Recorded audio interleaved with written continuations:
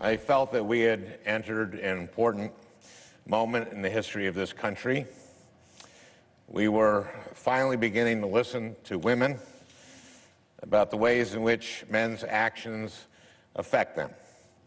The moment was long overdue. I was excited for that conversation and hopeful that it would result in real change that made life better for women all across the country and in every part of our society. Then the conversation turned to me. Over the last few weeks, a number of women have come forward to talk about how they felt my actions had affected them. I was shocked. I was upset. But in responding to their claims, I also wanted to be respectful of that broader conversation, because all women deserve to be heard and their experiences taken seriously. I think that was the right thing to do.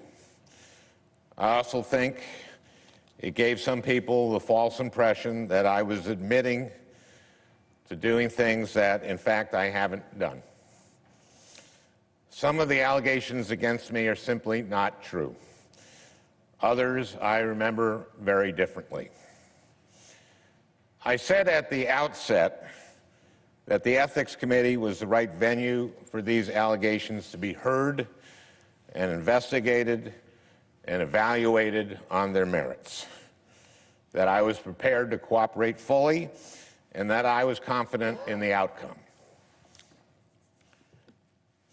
You know, an important part of the conversation we've been having the last few months has been about how men abuse their power and privilege to hurt women.